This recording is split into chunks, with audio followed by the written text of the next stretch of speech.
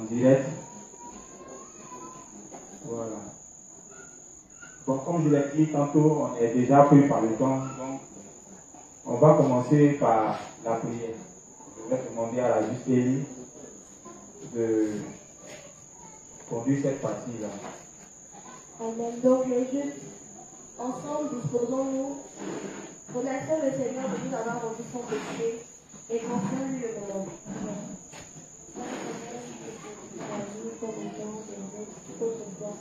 C'était des pécheurs dans la nature. Et c'était pour la que nous avons plus grâce. Sauvé comme on a été Jésus-Christ. Si par son baptême, nous sommes venus avant la vie, d'abord à la croix, par une verset dans la confession, pour la pardonner toutes les fautes de du passé, du présent et même du futur. Il nous a également rendu des enfants, et nous avons fait du Saint-Esprit, pour nous conduire tout au long de notre histoire.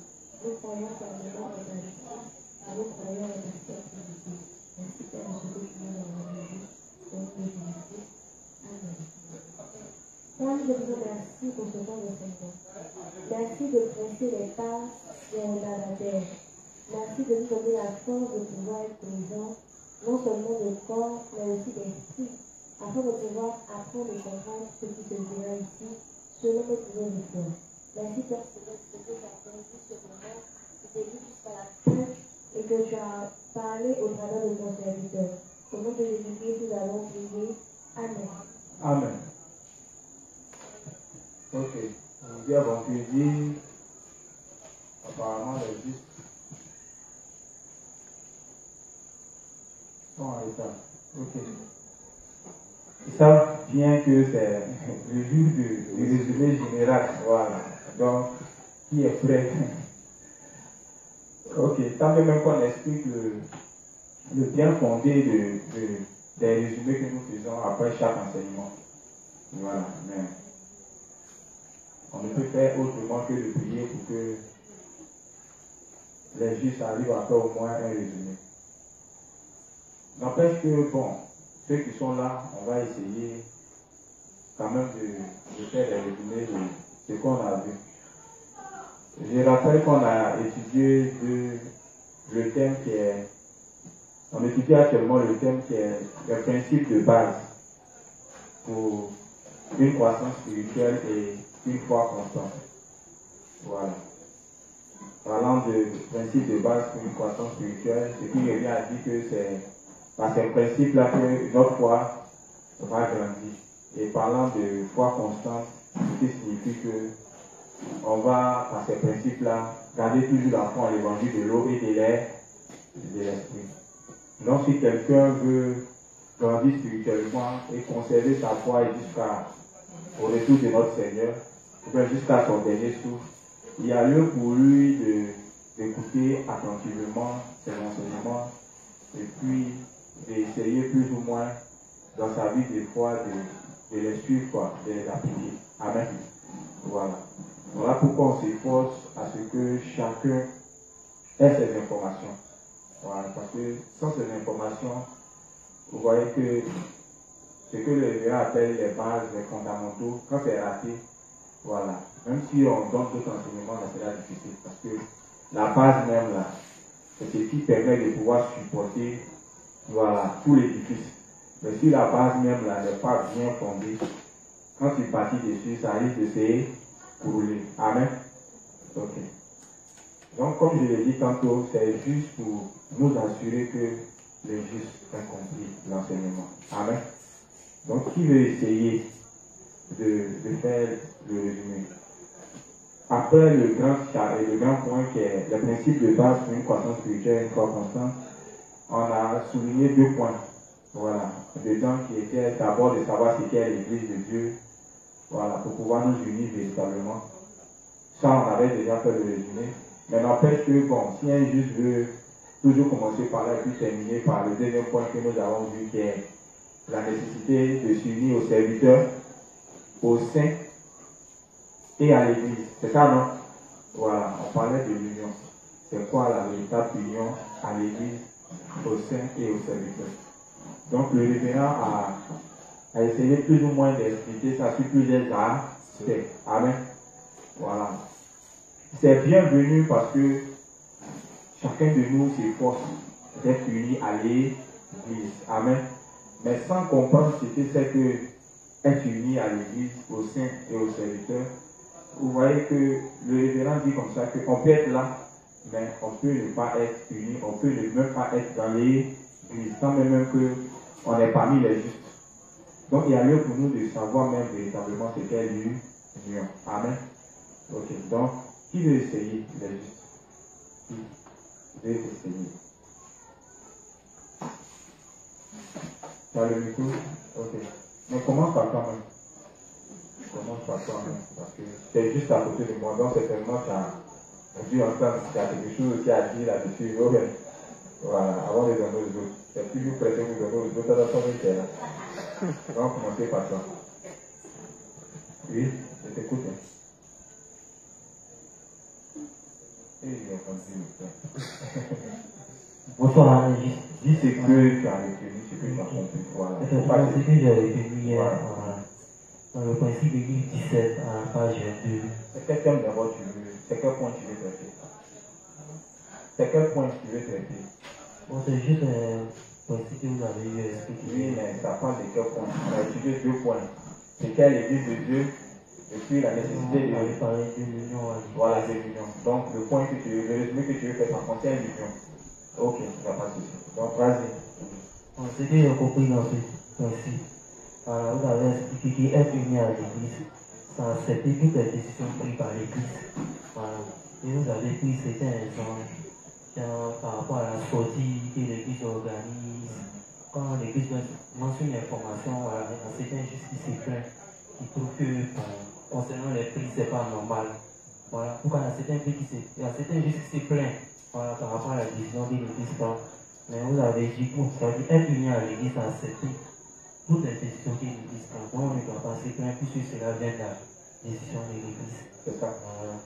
Et vous avez dit aussi, bon, vous avez parlé aussi des ordres. Voilà.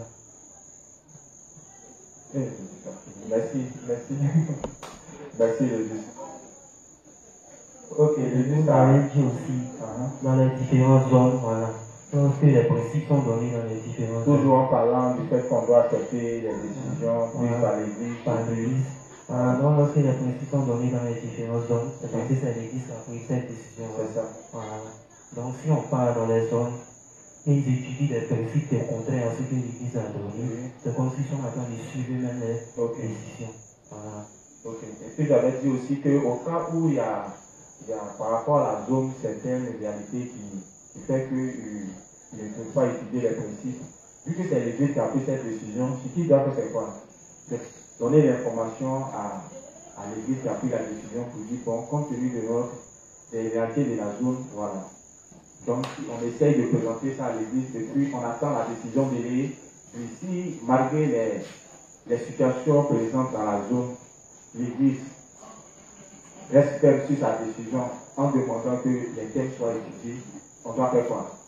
On doit garder les thèmes, on doit toujours suivre. Amen. Voilà. Au passage, je voulais rappeler un truc parce que je suis en même temps le responsable national de l'information et de la communication. Voilà.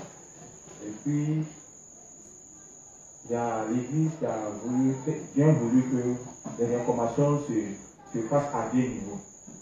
Voilà. Quand je parle de 2 niveaux, il y a la première phase qui est le rappel de certains principes concernant l'ordre, et puis concernant comment on appelle, la conduite que les juifs doivent avoir, que ce soit dans l'église ou bien en dehors de l'église. Je sais que vous êtes au courant de ça. Ça parle concernant le mariage, voilà, concernant les prières qu'on doit adresser pour la conversion de nos conjoints qui ne sont pas nés de nouveau, concernant le fait que les juifs doivent s'abstenir d'avoir des relations avec les personnes qui ne sont pas nées de nouveau. Donc ça c'est la première phase. Et ça a un rapport avec les principes. Et puis la deuxième phase, les informations relatives au niveau de l'église, au niveau même de la zone, et puis au niveau même des saints. Ça, généralement, c'est dans la deuxième phase. Donc l'église a voulu que les mêmes choses se fassent dans toutes les zones. Voilà, dans toutes les zones. Et dans ma direction, j'ai j'ai un service qui est chargé de former les informateurs de toutes les zones.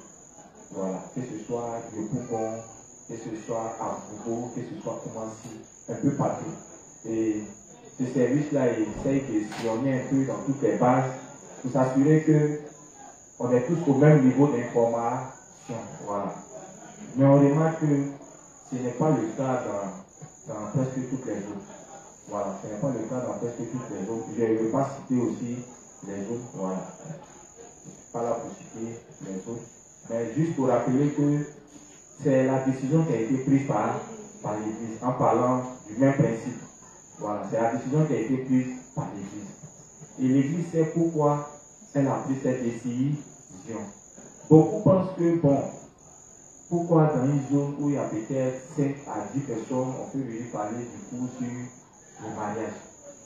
Mais les justes, c'est pas quand la situation se présente qu'on doit passer l'information. On peut anticiper, ou bien, on peut déjà anticiper. Quand l'Église rappelle chaque fois les informations, c'est une manière de conditionner les saints, une manière de rappeler aux saints la conduite à suivre. Donc même si les justes ne sont pas encore dans l'immoralité sexuelle dans les zones, ne sont pas encore dans les désordres sexuels dans les zones, mais déjà les rappeler ces principes peut les aider à ne pas le faire. Amen. Mais si on ne passe pas ces informations et qu'on se dit que bon, cette situation n'est pas encore présente dans la zone, donc il n'y a pas lieu de passer l'information, vous voyez que on ne suit pas la direction du Saint-Esprit.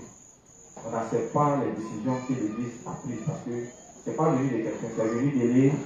Et l'Église sait pourquoi elle a demandé que ça se passe dans toutes les zones. Donc, si une telle décision est prise, normalement tout le monde, toutes les zones doivent passer les mêmes informations. Amen. Voilà. Au passage, si vous remarquez cela, vous pouvez approcher vos devanciers ou même vous pouvez même nous faire signe. Nous, on saura comment parler avec les responsables de la zone pour que voilà, les choses se fassent dans l'ordre. Amen. Ok. Autre chose, je n'avais pas voulu parler, mais il faut que je parle. Voilà, il faut que je parle parce que c'est mon rôle en tant que prédicateur. Voilà. Toujours par rapport au même point concernant les décisions qui sont prises dans l'Église. Et c'est au niveau des chants. J'explique en même temps, je prends les cas pratiques pour qu'on comprenne voilà, bien en profondeur ce thème. Parce que tout cela parle de l'union. L'Église a souhaité qu'il y ait un passage pour les chants. Et on a désigné des groupes. Normalement, tous les groupes doivent passer. Après, un groupe qui a dit non, on n'a pas besoin de venir passer parce que, bon, on est devenus des superstars. Normalement, ces prestations-là, ça nous diminue. C'est du n'importe quoi. C'est du n'importe quoi. Je sais que, bon, ceux qui le font, ils m'entendent, mais si vous voulez attendre mon emploi, vous allez le voter. Mais il faut que je ne fais pas cela l'union. Être uni, c'est sûr, et accepter la décision de l'Église. Amen. Si vous n'êtes pas disponible, allez, vous informez que on n'est pas disponible, mais vous ne pouvez pas dire que non, vous ne pouvez pas prester. C'est pas cela accepter la décision de l'Église. C'est comme si vous suivez votre propre direction. Amen. Donc, si le groupe se comporte comme ça ne peut que signifier que ce que le révérend dit, ils ne vivent pas cela. Amen. Ils ne sont pas unis. Voilà. Ils ne sont pas unis. Amen. Et quand c'est comme ça, le Saint-Esprit aussi peut se fâcher. Dieu peut se fâcher et puis, bon, nous envoyer des problèmes. Le rôle d'un chant, c'est de chanter. Même s'il y a 1 ou 2 personnes, si on dit chante, tu dois chanter. On dit un soldat comment? Il est muet. Quand tu commences à te justifier ou bien, bon, poser tes conditions, là tu n'es plus muet. Ou bien, tu n'es plus obéi, sans tu n'acceptes plus la décision de l'Église. Amen. Voilà. Donc, c'était juste pour souligner cette partie. Je vais terminer un petit chose là, moi j'ai compris aussi. Il est inspiré maintenant, il veut terminer. Lui, il termine de faire. Si nous voulons apprendre aussi, voilà, on ne doit pas regarder aussi à la statue, apparence. Toujours en parlant de même principe d'accepter. Voilà. Oui, on accepter, parce que ça vient de la décision de l'Église aussi. C'est ça. Là-dessus, j'avais dit que l'Église, dans son travail qu'elle fait, ne peut pas, les responsables ne peuvent pas être partout à la fois. Ne peut pas tout faire. Donc, l'Église, même son rôle, après la mission que Dieu lui a confiée de sauver les âmes quand ils viennent, on doit les suivre. Est-ce que vous comprenez? Voilà, on doit les suivre. Donc, les dirigeants étant peu, Dieu travaille pour élever les serviteurs, les ouvriers. Donc, ces ouvriers-là, généralement, quand il y a des zones où peut-être les juges sont 2 ou 3 ou bien souvent 5, on choisit quelqu'un, voilà, comme responsable dans la zone pour les diriger. Amen. Et tout ça est lié aux décisions qui sont prises par l'Église. Il n'y a jamais quelqu'un qui s'élève comme ça, sans que l'Église soit informée. Et puis, cette personne-là commence à s'auto-proclamer comme étant dirigeant bien responsable du jour. Non, ça ne se fait pas. Généralement, c'est l'Église elle-même qui établit les personnes sur les zones. Et ces personnes-là sont rattachées aux inspecteurs, aux pasteurs tableaux, ce qui fait que tout ce qui se fait dans les zones, ils sont informés.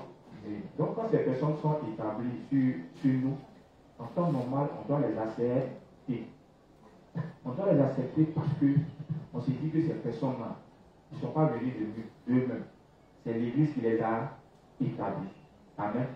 Même s'ils ne sont pas à la base ici, ils sont dans une zone quelque part éloignée, que ce soit à l'intérieur ou bien dans une zone en dehors de l'Église, on doit les accepter. Parce que c'est la décision qui vient de l'Église. C'est la décision qui vient de l'Église. Amen. Donc on ne doit pas regarder à sa taille, à sa forme, à sa situation sociale. On ne doit même pas regarder au fait que, bon, dans ses débuts, il fait des erreurs. Parce que quand on établit quelqu'un, il ne commence jamais par la perfection. La Bible dit que ton commencement sera comment? Petit, ta fin sera comment? Donc ce qui revient à dire quoi? Tout commence dans quoi? Dans l'imperfection. Amen. Tout commence dans l'imperfection.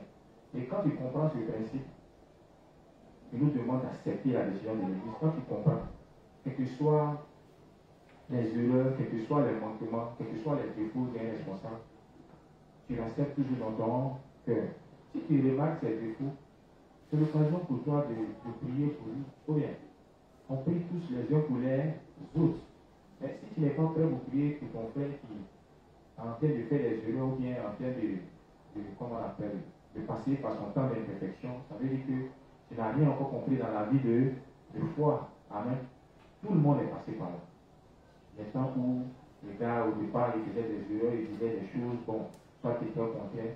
Ce que l'Église regarde, c'est le cœur qui veut travailler, le cœur qui veut suivre, le cœur qui veut accomplir la volonté de Dieu.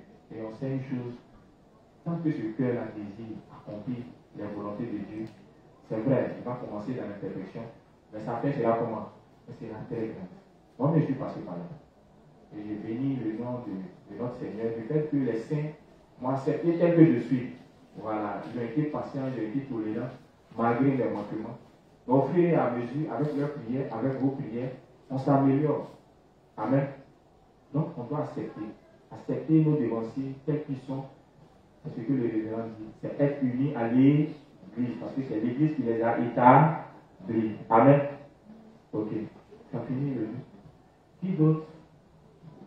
Concernant l'union, au passage de juste et les justes, j'ai un témoignage pour le juge David, dont j'ai demandé de prier hier, et puis pour qui aujourd'hui nous devons nous déplacer pour les finales de son papa.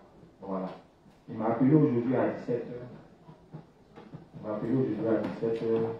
Et il m'a expliqué que depuis le décès de son papa, voilà, non seulement son papa avait un peu comment on appelle, d'histoire avec ses frères et sœurs, donc c'est qu'ils ne sont pas trop impliqués, voilà, dans les funérailles. Et puis, sa maman aussi ne travaille pas, il y a sa soeur aussi qui vient à peine d'entrer en couple, donc elle avec son chéri, financièrement, c'est pas trop ça. Donc les funérailles même là, voilà, il y avait beaucoup de choses à payer, à régler, donc il m'a appelé comme ça pour me dire vraiment, il comprenait maintenant le sens de ce qu'est l'Église. En particulier au niveau du fait qu'on nous dit que l'Église est celle-là qui prend soin de nous. Il dit franchement, ces 2 temps, il ne sait pas, mais pour les funérailles de son papa, il reçoit beaucoup de dons. Beaucoup de dons à tel point que, franchement, tous les soucis qui se faisaient concernant les trucs à payer, les trucs à régler, franchement, beaucoup sont entrés dans l'ordre.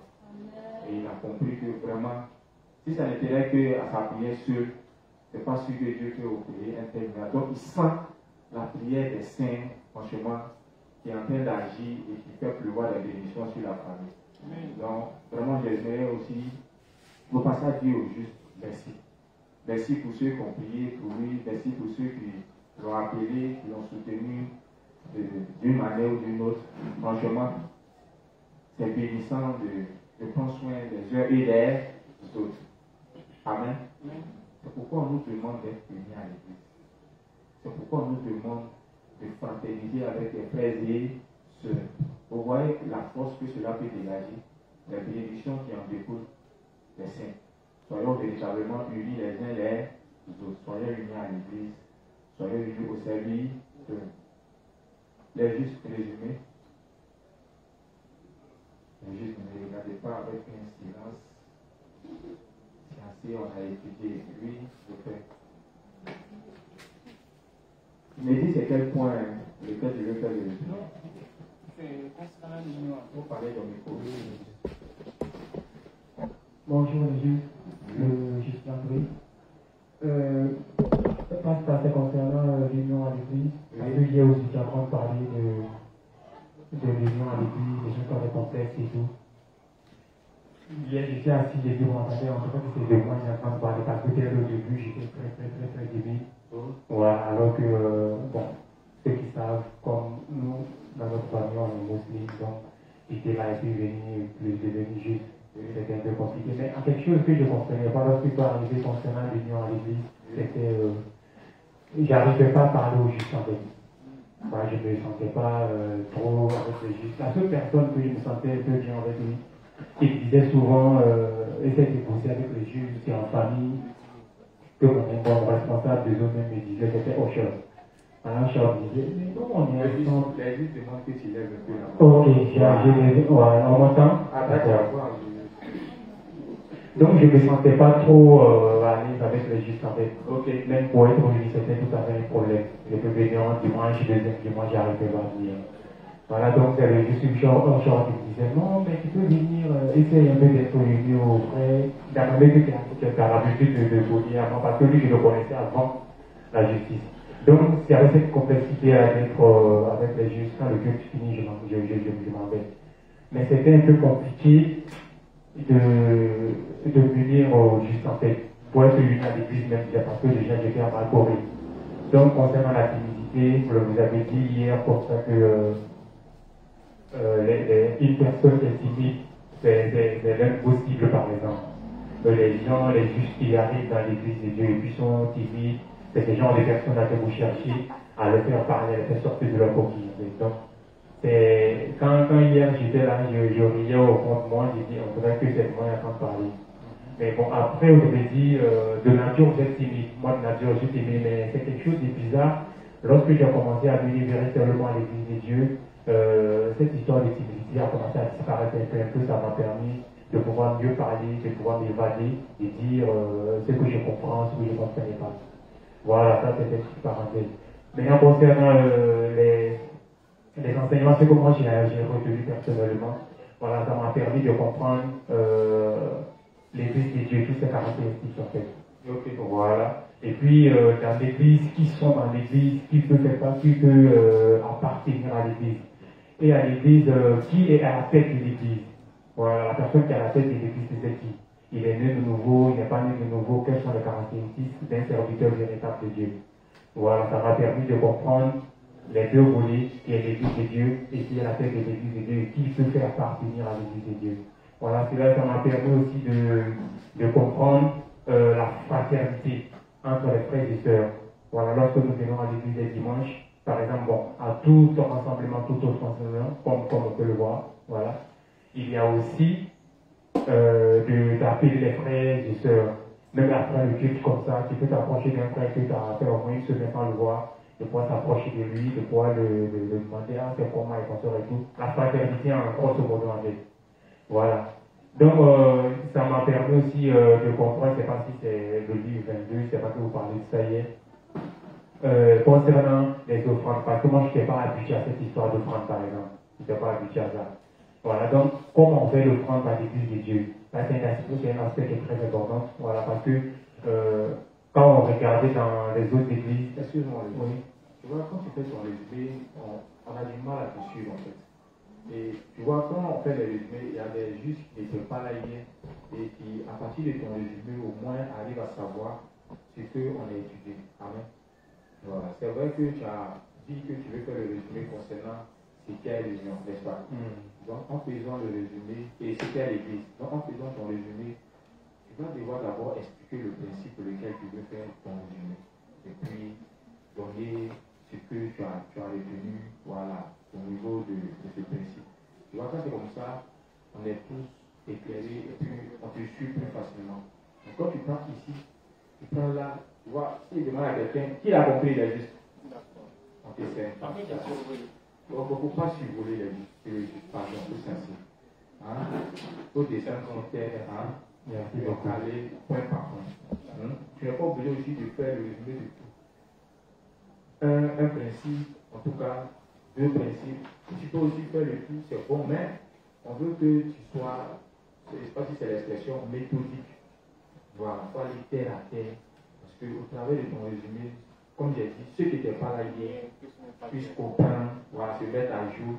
Et puis ceux qui ont été là aussi, qui n'ont pas compris, peut-être à partir de ton résumé, ils pourront comprendre. Moi, depuis que j'en ai parlé à Sylvie, moi, il comprend. Il ne te suit pas. Voilà. Je n'ai pas parlé. Mon français est compliqué. Ah, ton français. Mon français est compliqué. Il n'y a pas de souci. Merci. Quelqu'un qui l'a compris peut expliquer. Est-ce qu'il est faut pas te fâcher un résumé. Voilà. En fait, ce que je veux, c'est qu'on se comprenne. Voilà. Il faut qu'on se comprenne.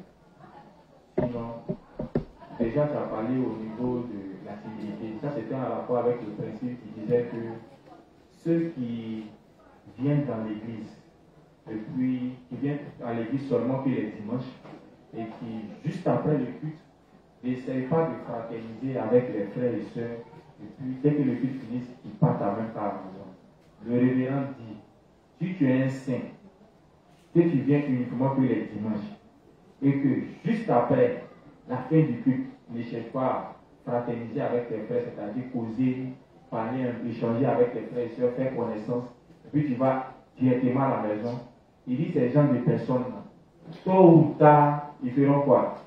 Ils finiront par quitter l'église de Dieu. Amen. C'est pas moi qui ai dit, c'est le révérend. C'est par le révérend qu'on a su comment on est de nouveau. Et c'est aussi lui qui nous donne ces informations parce qu'il est déjà passé par là. Amen.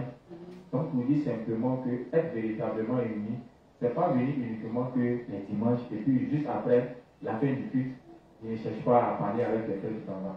C'est vrai, tu peux le faire, mais le révérend te donne une information. C'est qu'à la suite du temps, tu finiras tôt ou tard, si tu continues toujours dans ce sens, tu finiras tôt ou tard par faire quoi? Par quitter l'église. Amen. Ici, là, on n'est pas des nouvelles. On est des humains comme toi, on parle au bien. Voilà. Il n'y a pas quelqu'un qui est mieux que son camarade ici. On est tous égaux. Même si peut-être tu es le fils du président, oui, c'est vrai, on va te respecter en tant que fils du président, mais hormis de cela, on est frères et sœurs. Au bien. À la maison, là, ne me dis pas que même le président, les enfants ne parlent pas avec lui. J'échange avec lui de tel comme un père, au bien, en dehors de son statut. Elle n'empêche qu'il le reconnaisse en tant que qui? Le président, on va te respecter pour ton statut, mais au moins là, il faut nous considérer aussi en tant que des êtres humains. Et puis, si vous faites attention, vous allez voir que dans le tabernacle, là, on dit les piliers étaient comment? Étaient rattachés les unes et les autres. Ce qui signifie quoi? C'est l'union. Bon, toi qui es rattaché les unes à tes frères et tes soeurs, comment? S'il n'y a pas de communion entre toi et eux. Amen. On est tous rattachés les unes les autres. Donc on doit communier, on doit fraterniser. Voilà pourquoi, poussé par le Saint-Esprit, l'Église même par moment organise des activités spirituelles comme par exemple les sorties des tentes. Tout ça, là, ça permet de pouvoir communier, de pouvoir fraterniser. Donc, si les programmes là sont établis, que toi tu ne viens que les dimanches et que tu participes même pas à ça, au point que même là, tu es dans l'église mais on ne te connaît pas. Donc je pense quand même là, dans ton esprit, tu sais que tu es un étranger. Et pour nous aussi, bon, tu es un étranger. Par moment, les justes, c'est vrai que tu peux être timide. Mais tu dois savoir qu'à travers ce principe, que la timidité ne doit pas t'empêcher de parler avec tes frères et sœurs. Auparavant, on peut comprendre que tu ne savais pas que la timidité pouvait te pousser un jour à quitter l'évangile, à quitter l'église. Mais maintenant qu'on est informé que si ta timidité doit t'amener à venir uniquement que les dimanches et après le culte ne pas fraterniser avec les saints partis à la maison, tu dois savoir que cette timidité-là, tu dois la vaincre. Donc, pour ce faire, il y a lieu pour toi de prier le Seigneur, ou bien de te donner la force de t'approcher de tes frères, de t'approcher de tes sœurs. Amen. Sinon, si tu restes comme ça dans ton coin, c'est pas bon. Et quelqu'un qui est beaucoup dans son coin, étant dans l'église, Satan travaille beaucoup dans ses pensées. Tu n'as pas l'occasion de te confier à quelqu'un, tu n'as pas l'occasion d'évacuer ce que tu ressens. Tu n'as pas l'occasion au moins de soumettre tes préoccupations à tes frères et sœurs pour que tu sois éclairé. Parce que comme je le disais, on apprend tous des uns et des autres. Et toi, tu es là, dès qu'on dit Amen, c'est parti. Le révérend dit c'est pas bon. Amen. Le révérend dit c'est pas bon. Un juge qui se comporte comme ça finira par quoi? Par quitter l'église. Amen. Donc si on est dans cette situation, c'est le moment pour nous de nous examiner et puis de confesser cela. Les juges, pardon. Mais si tu as envoyé ce qu'il doit voir, envoyer populairement. Tout bien. Envoyer qui servir en même temps. Là, au fur et à mesure, il parle, pendant que les gars sont en train d'intervenir, ils profitent en même temps pour prendre quelques gorgées. Et quand tu parles aussi, la voix est bien sèche. Amen. Surtout qu'il y a le stress en bas, tout ça là-dedans. Amen. Donc, on a compris, donc. Voilà. Donc, c'est comme on appelle, suite à cela que le frère a dit, que j'ai parlé de timidité. Voilà. Et j'ai rendu mon témoignage concernant ça. Moi, de nature, je suis timide. Voilà. Dans ma famille, on sait que je suis timide. Je me dis, un jour, le jour, mes parents vont voir une vidéo de moi en train de prêcher. Franchement, ils seront étonnés. Ils seront carrément étonnés. Attends, c'est qui est en train de parler devant une foule? Ils ne vont pas croire. Pour l'heure, ils savent que je suis juste. Voilà. C'est ma soeur par moment qui me taquine, elle m'appelle pasteur, c'est pas qu'il a dit, mais bizarrement, c'est comme ça, elle m'appelle. Tellement il a voulu à faire de la justice. Voilà. Mais je prie pour sa conversion. Amen. Elle-même, c'est la fille des timides. Mais je sais que bientôt, elle va rejoindre la justice de Dieu. Parce qu'elle est tellement passée, ça et là. Finalement, passée par catholique, passée par voie d'honneur. Au finish, elle a la maison. Oui, elle a la maison. Mais elle tenait les mains à main. C'est un père spirituel là. C'est que lui là, il refuse de me rencontrer. Ça me fait tellement mal. Elle a pris mon livre, elle a lu, elle a trouvé que l'évangile dit vrai. Mais le souci c'est tout au niveau du fait qu'on ne demande pas pardon. Voilà. J'ai essayé de l'expliquer, mais le gars là, il lui a dit des choses. Il dit bon, ok, organise un rendez-vous et puis on va se parler. Ils ont donné la date et l'heure. Après, il m'a prêté à venir, on dit le gars il a mieux le rendez-vous. Et il est déjà. Il sait que si on va se rencontrer, ce jour-là, la vérité va éclater. Et ce n'est pas par là pour. C'est la Bible qui va nous départager. Amen.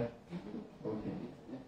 Donc, les justes, ça c'est au niveau de l'union. Amen. Voilà. Un saint, je rappelle, qui vient à l'église, qui ne parle pas avec ses frères et sœurs, qui ne fraternise pas avec ses frères et sœurs, dès qu'on dit Amen, il prend sa route au parti. Le révérend dit tôt ou tard, il finit par quitter l'église de Dieu. Amen.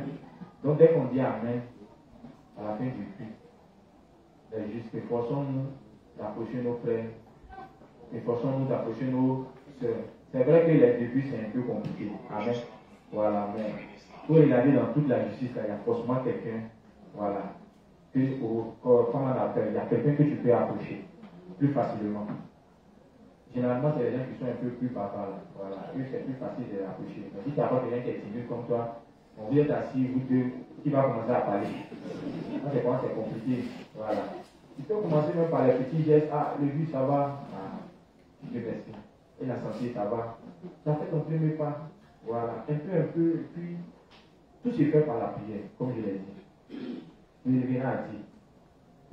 Et s'il a dit, c'est que tu en as la capacité, parce qu'il y a la prière qui est là pour nous permettre d'obtenir chaque chose. Amen. Donc, si tu es dans cette situation, Seigneur, franchement, quand j'ai examiné ce que tu as dit, franchement, je ne suis pas véritablement uni. Parce que moi, je bénis seulement quand les dimanches et je ne fraternise pas avec mes frères et sœurs. Donc, aide-moi à me rapprocher de mes frères, à me rapprocher de mes sœurs, à participer aux activités de l'Église qui me permettent d'être en contact les uns et les autres. Amen.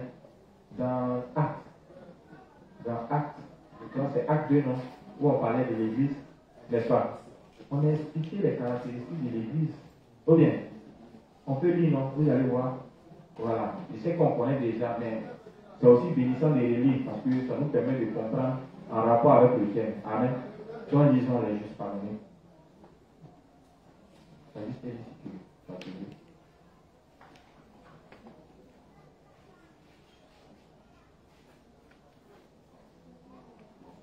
Acte 2.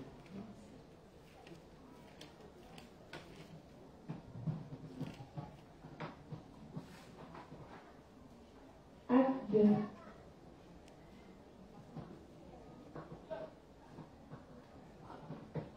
À partir du verset. Excusez-moi, je recherche rapidement. Si quelqu'un a trouvé, il peut faire la lecture. Qui a trouvé? La justice a trouvé Acte 2, où on parle de l'Église. Ils étaient tous en communion. Acte 2, 45, 47. Je commence au 44. Okay. Tous ceux qui croyaient étaient dans le même lieu et ils avaient tout en commun. Ils vendaient leurs propriétés et leurs biens et ils en partageaient le produit entre tous. Donc ceux qui étaient sauvés étaient tous où? Dans le même lieu. Ils avaient quoi? Tout en commun. En commun. Tout en commun. Pardonnez. Si je peux expliquer, parce que tout en commun, je ne sais pas si d'autres ne comprennent pas. Voilà. Tout en commun. Ils partageaient tout. Oui, cas pratique. Ils mangeaient ensemble. Ils mangeaient Ils ensemble. priaient ensemble. Ils priaient Ils ensemble. étudiaient ensemble. Ils causaient ensemble. Est-ce que vous voyez un peu? Quand un argument peut venir expliquer à l'autre. Tout ça fait partie de notre causerie. Ou bien, quand on a un problème avec un frère, on est venu expliquer ça à d'autres. C'est tout ça là. Amen. On partageait tout. Nos joies, nos peines. Amen. Nos connaissances. Même les biens qu'ils avaient dans ce temps-là, ils les partageaient entre eux. Amen. Ok, oui. Ils vendaient leurs propriétés et leurs biens Oui. et ils en partageaient le produit entre tous Ok. selon les besoins de chacun. Ok. Ils étaient chaque jour tous ensemble assidus au temple. Ils étaient quoi chaque jour? Tous ensemble Ils étaient tous ensemble chaque jour. Oui. assidus au temple. Ils étaient assidus au temple. Oui. Ils rompaient le pain dans les maisons Oui. et prenaient leur nourriture avec joie et simplicité de cœur. Amen. Même en dehors de l'assemblée, on dit dans la maison même, ils faisaient quoi? Ils ont fait les pains ensemble. Ok, oui. Louons Dieu Ils louaient Dieu ensemble, oui. et trouvons grâce auprès de tout le peuple. Oui. Et le Seigneur ajoutait chaque jour à l'église ceux qui étaient sauvés. Donc, ça montre qu'ils fraternisaient, non? Ou bien les justes. Voilà, c'était l'image de l'église. Donc, si tu fais partie de l'église, que tu ne marches pas dans les traces de nos prédécesseurs, tu n'imites pas la foi de l'église de nos pères, ça veut dire que tu n'es pas véritablement uni. Ou bien, voilà, tu es présent, mais tu n'es pas encore uni. Amen. Donc, on doit être véritablement unis les uns et les autres. C'est en cela qu'on aura la force de demeurer dans l'église. Amen. Ok. Oui, toujours les résumés.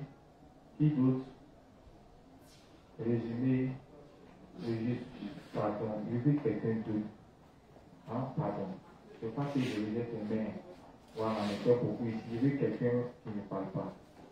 quelqu'un qui ne parle pas, quelqu'un qui ne parle. Dans le papa des jumeaux. Dans le papa des jumeaux, c'est bien. Voilà, c'est mon frère qui j'aime bien. Derrière, au milieu et derrière. Il va lever sa main, voilà. Papa des jumeaux. Bonsoir. Bonsoir. C'est le fils de l'année. Je dis simplement que hier, voilà, tu as revenu en rapport avec un principe. Voilà. Bon.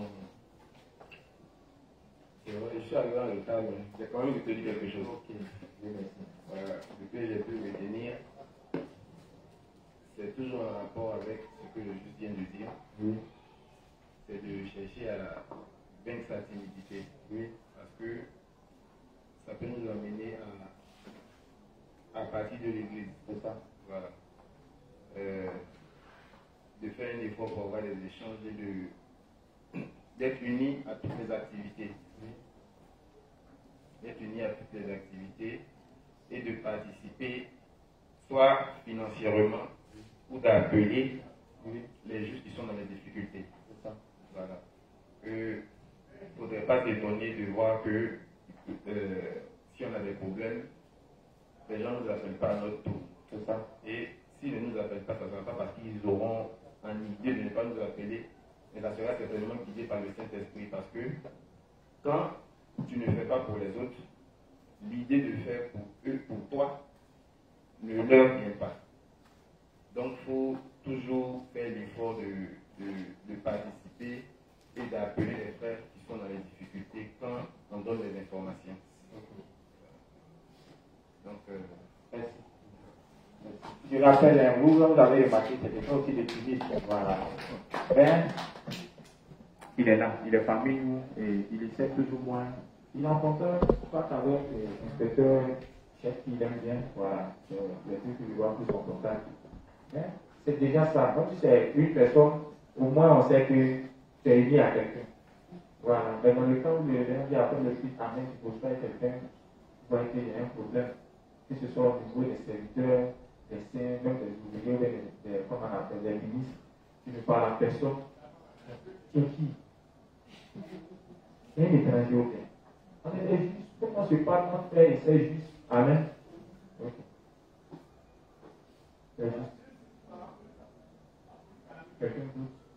Il n'a pas que les deux principes dont on a parlé. On a étudié beaucoup de principes concernant l'union. Donc c'est juste. Allez. Je ne vais pas interroger à l'autre parce qu'il ne peut pas là. Mais il est censé aussi réécouter les enseignements quand il descend de toujours faire son résumé. Voilà. Aujourd'hui, tu es épargné.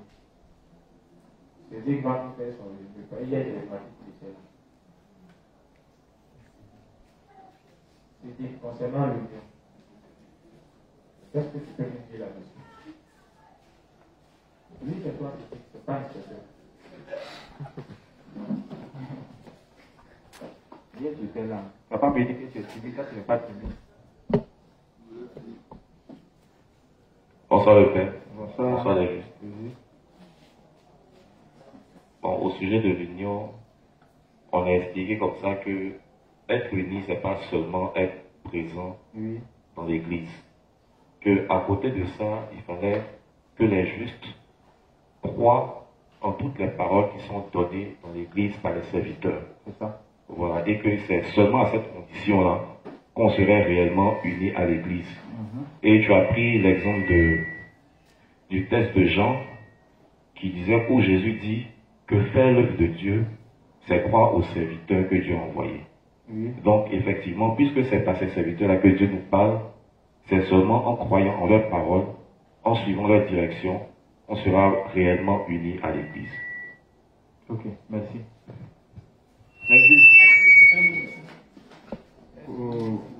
Toujours dans le même sens de ce qu'il a dit, le révérend dit que entrer dans l'église, c'est croire que tout ce qui est enseigné dans l'église est la vérité. Amen. Voilà. C'est vrai, nous sommes nés de nouveau, d'eau et d'esprit, par toujours le canal de l'église. Amen. Mais après être né de nouveau, on ne rejoint pas l'église sous le champ. On peut naître de nouveau, mais être toujours en dehors de l'église, n'est-ce pas? La preuve en est, après que plusieurs parmi nous sont nés de nouveau, on a dû prier, on a dû même courir derrière nous. Pour certains, ça a pris des mois, pour certains, ça a pris des semaines. Voilà, pour certains aussi, ça s'est fait difficile parce que même là, il y a longtemps, ils cherchaient un endroit où demeurer. Amen. Donc, après qu'on soit né de nouveau, on n'est pas encore dans l'église. Le révérend dit la condition pour que nous puissions entrer dans l'église, c'est de faire quoi? C'est de croire que toutes les paroles qui sont enseignées dans l'église, c'est quoi? C'est la vérité. Donc il dit, même si tu es présent, ça ne suffit pas. Ça ne signifie pas aussi que tu es dans l'église. Amen. La condition pour qu'on se retrouve véritablement dans l'église, c'est de croire que tout ce qui est enseigné dans l'église, c'est quoi? C'est la parole de Dieu. Amen. N'oublions pas, l'église c'est le corps de Christ. Et c'est lui-même qui est la tête. Amen. Tout ce qui se fait dans l'église, tout ce qui est dit dans l'église, ça vient de qui? Ça vient de Christ lui-même. Donc si on rejette une parole qui est enseignée dans l'église, c'est qui est en train de rejeter? C'est les paroles de Christ qu'on est en train de rejeter. Quelqu'un qui rejette les paroles de Christ, est-ce que cette personne est véritablement unie à Christ? Non. Être unie à Christ et accepter toutes les paroles qui viennent de lui. Amen. Qui donne à ses serviteurs pour nous communiquer. Amen. Donc si je crois en l'évangile de l'eau et de l'esprit, mais que le reste des paroles qui sont enseignées dans l'église, je les rejette, ça ne peut que signifier que je n'ai pas encore rejoint l'église de Dieu. Amen. Voilà. Donc la première condition, c'est qu'on doit naître de nouveau pour adhérer dans l'église. Mais ça ne suffit pas. On a besoin aussi de croire en toutes les paroles. Parce que quand nous rentrons dans l'église, il n'y a pas que l'eau et le sang que nous enseignons dans l'église. L'évangile de l'eau et de l'esprit est diversifié. Amen. C'est vrai, il y a la partie où on rappelle la nouvelle naissance, mais il y a d'autres thèmes aussi qui sont très et. Amen. Imaginez que l'église enseigne de quoi aux serviteurs que Dieu a établi. Amen. De quoi et de nous laisser guider par Dieu. Et puis moi je nais de nouveau. Et puis je n'accepte pas ces paroles. Sous prétexte que ça ne vient pas de Dieu. Un tel saint, est-ce qu'il est réellement entré dans l'église? Est-ce qu'il est venu à l'église? Non. Parce que Dieu lui-même dit dans sa parole qu'il ne parle pas à tous les saints individuellement. Que pour pouvoir parler à l'assemblée, il est obligé de passer par qui? Par les serviteurs. C'est pourquoi quand vous allez regarder dans la Bible, là où il y a 2 ou 3 personnes, il y a toujours qui? Un chef, un serviteur. Au temps de Adam et Ève, il a aussi établi un dévancier. Le dévancier de Ève, c'était qui? C'était Adam. C'est par qui Dieu parlait à Ève? C'est par qui? C'est par Adam. Donc Ève dit qu'elle ne croit pas à toutes les paroles que Adam lui enseigne. Est-ce qu'elle peut s'unir à Adam? Non. Pour faire un, il y a lui qu'elle fasse quoi? Elle accepte toutes les paroles de qui? De son époux, comme étant la parole de Dieu. Sans cela qu'ils peuvent marcher ensemble. Donc si longtemps qu'ils n'acceptent pas, ils ne peuvent pas être ensemble, ils ne peuvent pas être unis. Quand on va arriver au temps de l'Exode avec Moïse et le peuple d'Israël, est-ce que Dieu parlait à tout le peuple d'Israël? Non. Tant même qu'en dehors de Aaron et Moïse, il y avait les chefs, les 250 chefs qui étaient établis sur, comment on appelle, le groupe de 100, le groupe de 1000. Amen. Mais quand ces derniers se sont levés pour dire, mais est-ce que c'est à toi seul que Dieu parle? Dieu a fait quoi? Dieu a montré qu'effectivement, il ne parle pas à tout le monde. Amen. Il parle à son serviteur, et c'est à son serviteur que les paroles sont communiquées, non seulement au chef, mais aussi à toute l'assemblée. Amen. Quand on voit que l'assemblée est trop grande, on communique d'abord les paroles au chef. C'est pourquoi à l'église ici, il y a des réunions qui se font avec le pasteur Tago, réunions des responsables, où il vient et puis nous donne des enseignements. Et puis en retour, quand on repart dans notre zone, ces mêmes enseignements, on fait quoi? On les transmet aussi à nos assemblées. Amen. Donc, on retient une chose. En dehors de l'évangile de l'eau et de l'esprit auquel nous devons croire, pour pouvoir entrer dans l'église, on doit aussi croire en toutes les autres paroles. Si on ne croit pas, on n'est pas encore entré. Et j'avais dit que le révérend s'était appuyé sur le texte de Genèse, en parlant à qui? À Noé. Quand il disait à Noé d'entrer dans l'arche. Amen. Voilà. Il dit c'était une manière pour Dieu de dire que Noé avait accepté quoi? Toutes les paroles qui étaient données par qui? Par le Seigneur. C'est en cela qu'il a pu entrer dans l'arche. Imaginez que Noé n'acceptait pas toutes les paroles qui étaient données par le Seigneur. Est-ce qu'il allait pouvoir construire l'arche? Est-ce qu'il allait pouvoir entrer dans l'arche? C'est pas qu'il a tout accepté. Il croyait que c'était la vérité. On dit que lui n'est pas encore arrivé. Dieu dit qu'il faut construire. C'est pourquoi par moment quand je lis les textes, j'aime être au centre, comment on appelle, j'aime m'imaginer, voilà, dans les textes même. Je dis toujours, si c'était chacun de nous à qui Dieu avait dit de construire l'arche, je ne sais même pas sûr qu'il allait écrire la Bible. Lui, personne n'allait rester sur la terre. Oui, effectivement, personne n'allait rester sur la terre.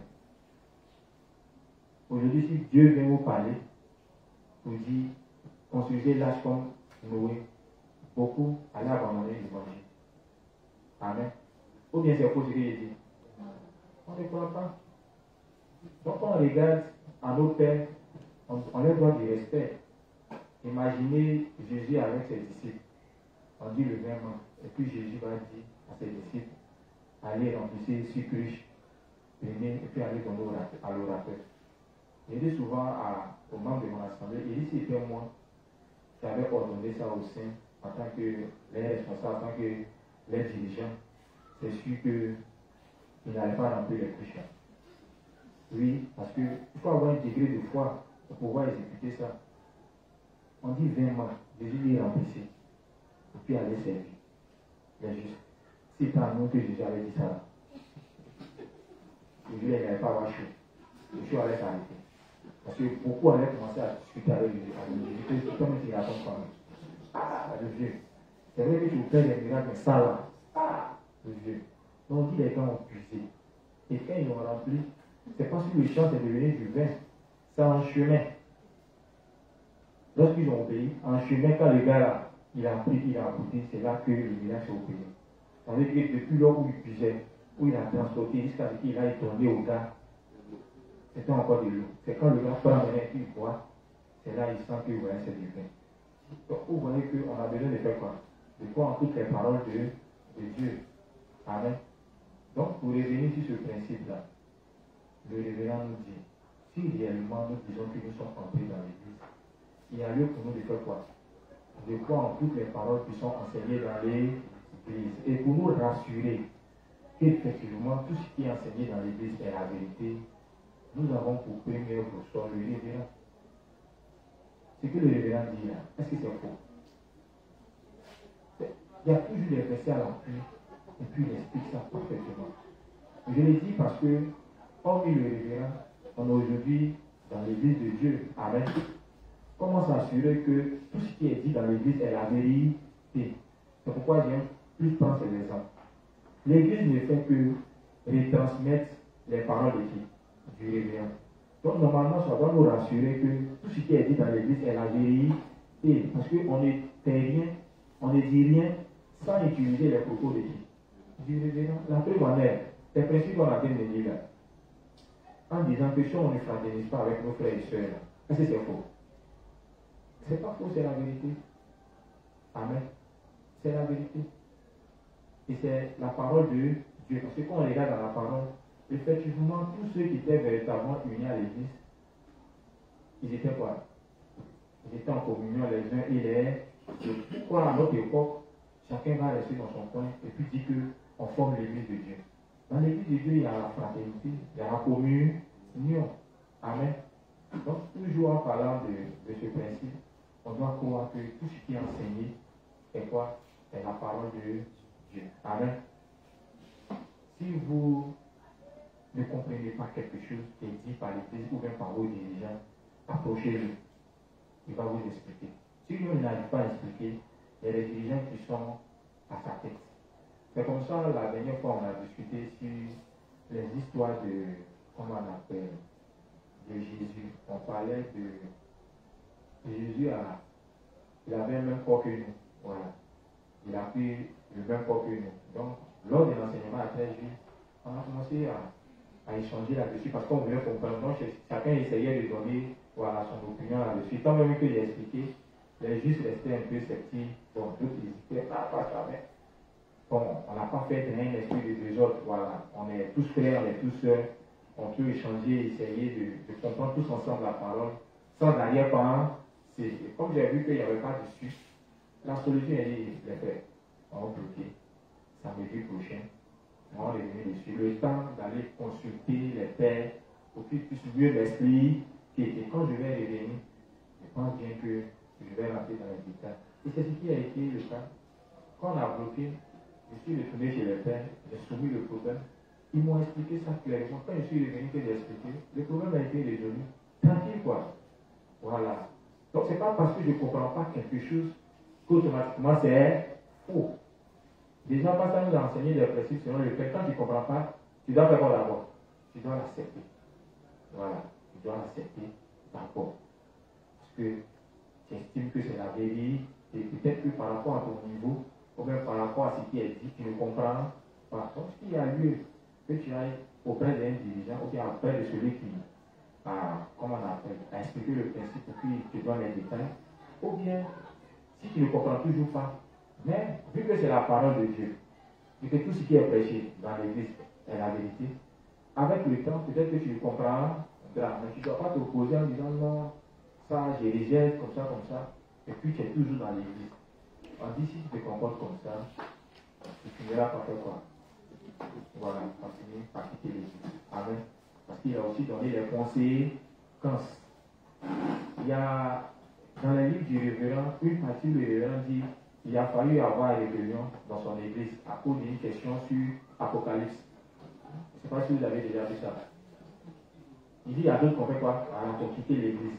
Lorsqu'il expliquait Apocalypse, en fait, il était un peu déçu parce que, bon, quand vous lisez les livres du révérend concernant les livres 7 et 8, c'est ça, non? Voilà. Et puis même le livre 31. Mais les explications là, c'est clair. Peut-être pour certains, c'est un peu lourd. Mais ce n'est pas parce que tu ne comprends pas maintenant que c'est faux. Ou bien, il y a Pierre même qui allait jusqu'à dire que lui ne comprend pas les propos de qui? De Paul. Que c'est un peu trop dur. Tu vois ce qu'il a dit? Est-ce qu'il a dit c'est faux? Il dit c'est un peu dur, c'est compliqué à comprendre. Mais est-ce qu'il a rejeté? Non. Il sait que Paul c'est un serviteur. Mais il a accepté. Sauf qu'il dit que c'est compliqué. Amen. Non, c'est de cette même manière on doit se comporter. Dans l'église, si une parole est dite, si un serviteur enseigne dans l'église, on doit considérer que c'est la vérité. C'est ce qui va nous permettre d'être unis. Si tu ne comprends pas, comme je l'ai dit, en dehors de lui, il y a d'autres responsables, il y a d'autres serviteurs, il y a les inspecteurs qui sont là, il y a pasteur Tavo qui est là. Amen.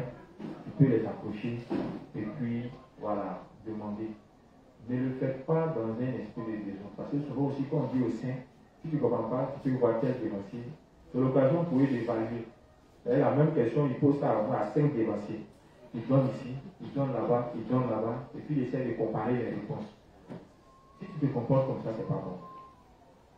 Amen. C'est pas bon. Quand c'est comme ça, tôt ou tard, tu n'arriveras pas à comprendre même les Écritures. Parce que ça va finir par créer la confusion dans ton esprit. Ce n'est pas toutes les paroles qu'on comprend sur le champ. Avec le temps qu'on grandit, qu'on expérimente, c'est là on arrive à la compréhension. Amen. Donc tout ce qui est dit dans l'église, on doit l'accepter. Au passage, je voudrais revenir sur un point. Je me rappelle une fois, j'étais dans un vaca, et c'était un dimanche, j'allais à Sipores.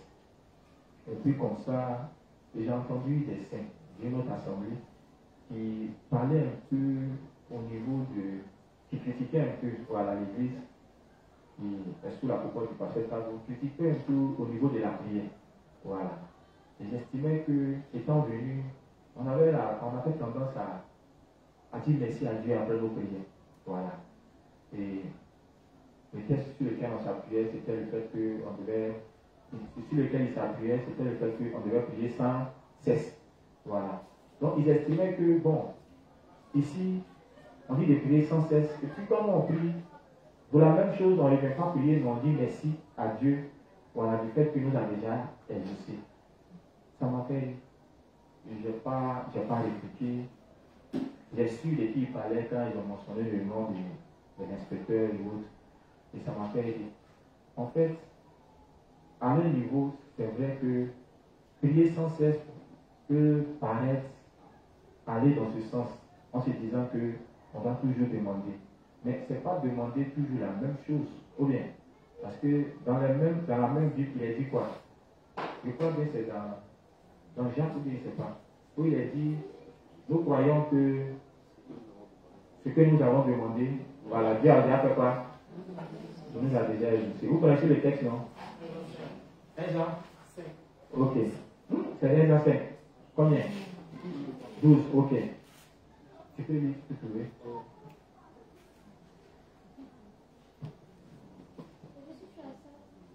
Si un juste à ça. En fait, il explique ça comme ça parce que ça n'a rien à voir avec ce qu'on explique ici. Amen. Voilà. Parce que ces saints-là, ils sont venus ici. Parce que ce n'est pas en dehors de l'église qu'ils ont dû entendre ces paroles. C'est dans l'église. Et comme ça ne collait pas avec leur compréhension, ça les a poussés à faire quoi? À quitter l'église. Amen. C'est pourquoi je prends cet exemple. Ce n'est pas dans le but de critiquer ou bien de lapider qui que ce soit. Voilà, loin de loin et loin de moi cette pensée. Donc, le juste. 1 Jean 5. Oui. Je vais commencer au 14. Vas-y. Nous avons auprès de lui cette assurance Oui. que si nous demandons quelque chose selon sa volonté, Donc, ils ont auprès du Seigneur une assurance que tout ce qu'ils demandent selon sa volonté, oui, il nous écoute. il les écoute, oui. Et si nous savons qu'il nous écoute, Et s'ils savent que Dieu les écoute, oui, quelque chose que nous demandions, quelque chose qu'ils ont demandé, nous savons que nous possédons la chose ils croient qu'il faut quoi? Ils possèdent déjà la chose, oui, que nous lui avons demandée. qu'ils ont demandé. Bon, frère, tu dis qu'ils possèdent déjà la chose. C'est un acte de foi que tu viens de poser, n'est-ce pas? Donc, si tu crois que tu possèdes déjà la chose, la question suivante c'est de savoir si tu dois encore venir demander, ou bien tu dois dire merci. Le fait que tu as déjà possédé la chose. C'est juste. On doit demander encore, ou bien on doit remercier le Seigneur du fait que, par la foi, on croit qu'on a déjà possédé la chose. Je vous pose la question. Qui est d'accord avec le fait qu'on doit demander encore, tant bien même que nous croyons que ce qu'on a demandé au Seigneur, on l'a déjà. Qui croit qu'on doit demander? C'est juste, comme j'ai l'habitude de le dire, c'est pour les rien, c'est l'échange. Voilà. C'est normal que tu donnes ton opinion, c'est normal que voilà, tu dis ce que tu penses concernant le verset. Ça ne sert à rien de laisser n'importe qui et puis estimer qu'on devrait demander. Alors, c'est l'occasion pour nous d'échanger. Parce que dans l'église de Dieu, c'est ça. C'est ce qui même fait la force de l'église. Il y a le libre choix d'exprimer ce qu'on ressent. Donc, qui estime qu'on doit demander? Ok, il y a le fait derrière. Oui, non, il est. On doit demander encore. Okay. Vous avez me dit pourquoi?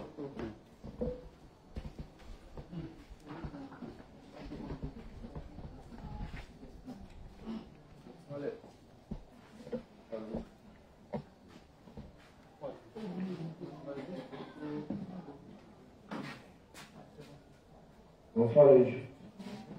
Moi c'est le juge Paul. Oui, Paul. Donc, pour moi, dans le texte de Jacques, oui, ils ont dit que si on n'est pas exorcisé, c'est parce que nous demandons mal. Donc la chose que nous avons demandé hier, c'est peut-être parce que nous avons demandé mal. Non, le frère. On a pris un verset. Je ne sais pas si tu as suivi. Voilà. Le verset dit, elle va répondre, et puis tu vas bien écouter. Nous avons auprès de lui cette assurance que si nous demandons quelque chose selon sa volonté, Oui. il nous écoute. Donc, il dit dans cette assurance que s'il demande quelque chose à Dieu selon sa volonté, premièrement, Dieu fait quoi? Il les écoute, oui. Et si nous savons qu'il nous Et il écoute, dit par la suite, s'ils ont connaissance que Dieu les écoute, oui. quelque chose que nous demandions, Vu que ce qu'il demande, c'est dans sa volonté. nous savons que nous possédons la chose Donc, vu que Dieu les écoute, et ils croient qu'ils font quoi? Ils possèdent déjà la chose.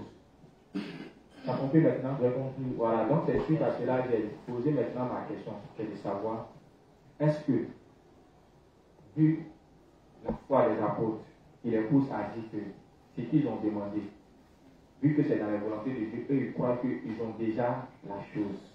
Amen. Ils ont déjà la chose. Est-ce qu'après cela, les apôtres peuvent encore venir dire, pour la chose dont ils croient qu'ils ont déjà ça, Seigneur, donne-moi. Non, pas ça. Si c'est pour faire la volonté de Dieu, là, on ne peut plus demander encore. Si c'est la volonté de Dieu. Non, il a dit tout à l'heure, nous demandons quelque chose. Nous avons l'assurance parce que c'est par la volonté de Dieu, n'est-ce pas? Oui. Voilà. Donc je voulais dire, comment on appelle ça, les choses que nous demandons à Dieu là, oui, c'est quand c'est dans sa volonté qu'il est obligé de donner. Donc on ne peut plus demander encore. Ok. En fait, le fait se limite au fait que ça soit seulement la volonté. Or, c'est vrai.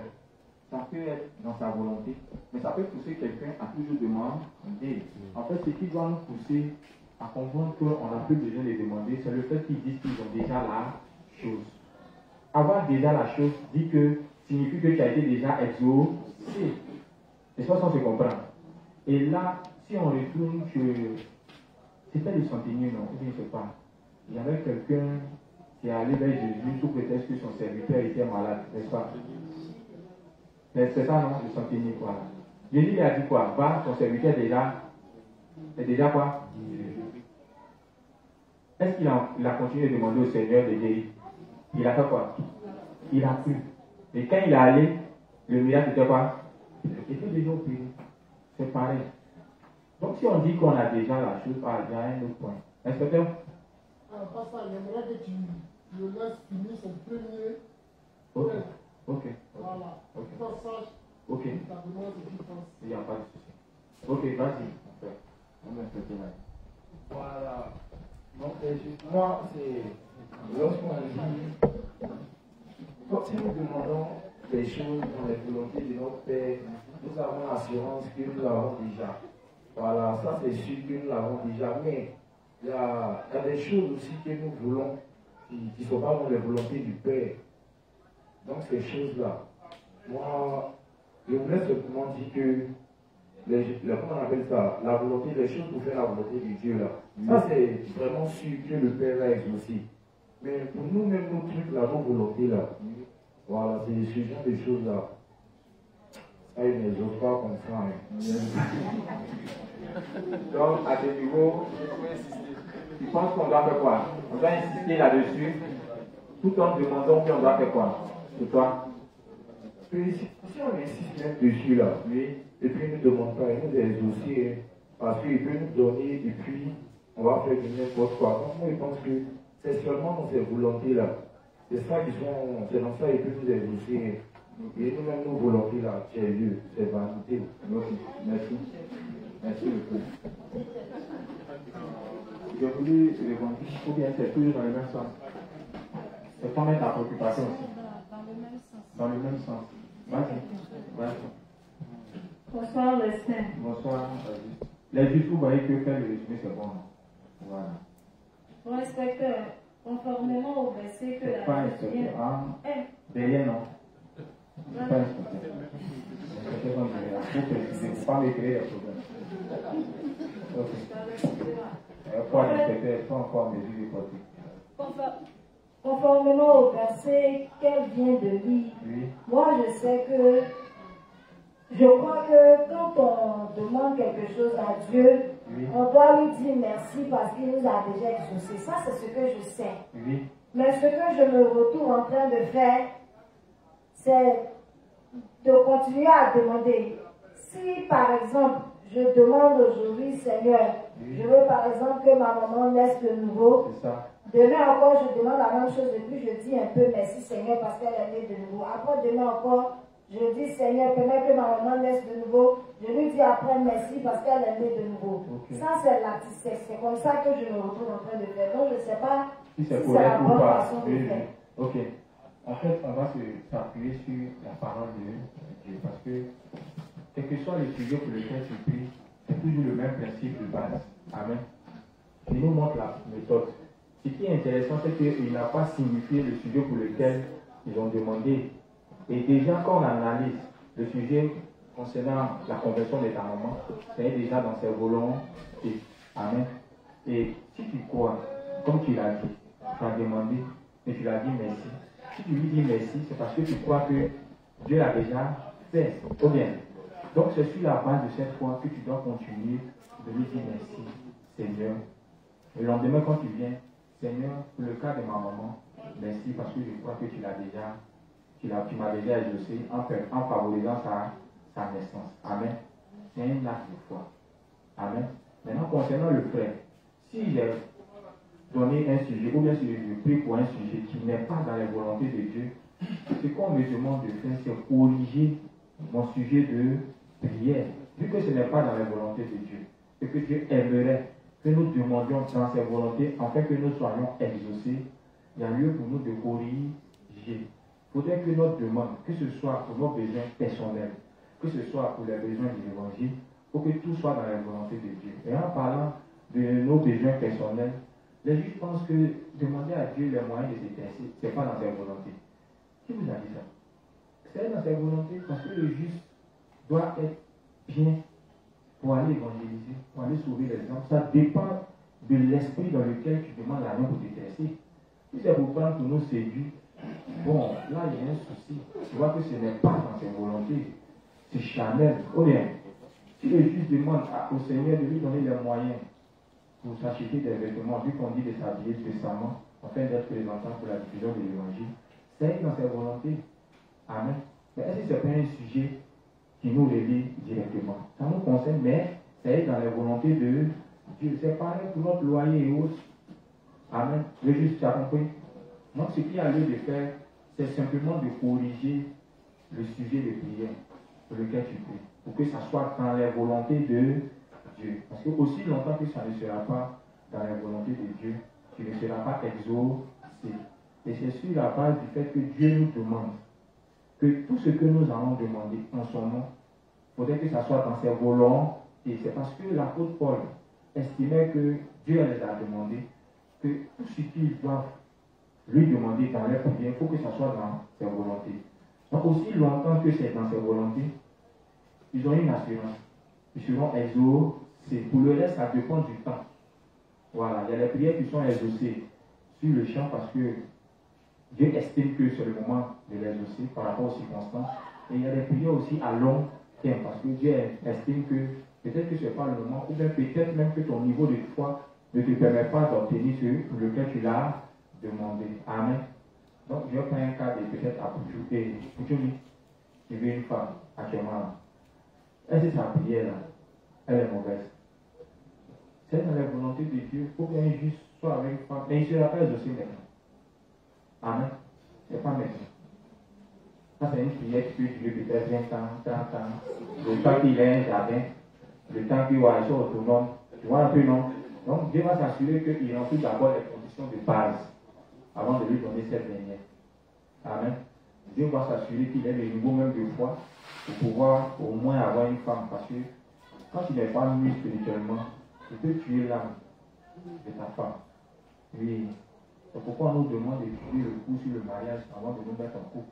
Parce que même dans nos foyers, c'est dirigé par la parole de Dieu. Donc quand Dieu s'assure que tout ça là, tu ne remplis pas, mais tu ne peux pas te mettre en couple. C'est pourquoi même quand une personne est âgée et qu'elle vient dans l'église, elle n'a même pas encore fait ses 1 an, qu'elle parle déjà du mariage, on lui dit ça ne pas attendre, tu es encore un enfant. Même si ça peut te faire mal, mais tu es encore un enfant parce que tu ne sais rien de l'évangile. On ne se marie pas dans l'église pour satisfaire nos besoins charnels. C'est pour la justice de Dieu. Amen. Et pour ce faire, on a besoin aussi de la maturité spirituelle, de la connaissance spirituelle pour pouvoir se mettre ensemble. Amen. Donc c'était tout juste pour revenir sur le principe qui nous demandait de croire en tout ce que l'Église nous enseigne. En cela que j'ai pris ce petit exemple. Amen. C'est juste quelqu'un d'autre. Il n'y a pas que ces 3 principes qu'on a vus. Qui d'autre? En fait, j'ai voulu qu'aujourd'hui on fasse le résumé de ces 2 points parce que la semaine qui va suivre, je crois que la semaine prochaine c'est la semaine des chants. La semaine prochaine, on va aborder un autre point qui sont les conséquences ou bien les avantages. Voilà, bien punir véritablement. Parce que si à partir de ce moment-là, on s'examine, qu'on réalise qu'on ne faisait pas ce que le révérend nous demandait, au point qu'on a réalisé qu'on n'était pas véritablement unis, et que désormais on veut changer, on estime qu'on va changer de comportement. Il y a lieu pour nous aussi de savoir d'abord ce qu'on gagne à l'égard. C'est ce qui va nous pousser à faire quoi? À appliquer le renoncement à soi. Parce que tant qu'on ne sait pas aussi, en fait, on n'aura pas la force de chercher à renoncer. C'est pourquoi avant de faire toutes choses, il y a lieu de bien comprendre d'abord. Amen. Quand on comprend bien, c'est plus facile pour nous, avec des calculs spirituels, de faire le choix. Amen. Et quand on ne comprend pas pourquoi même on doit appliquer ces principes, quand on ne comprend pas qu'est-ce qu'on gagne, donc quelles sont les conséquences, tu vois qu'on ne peut pas faire le bon choix. Amen.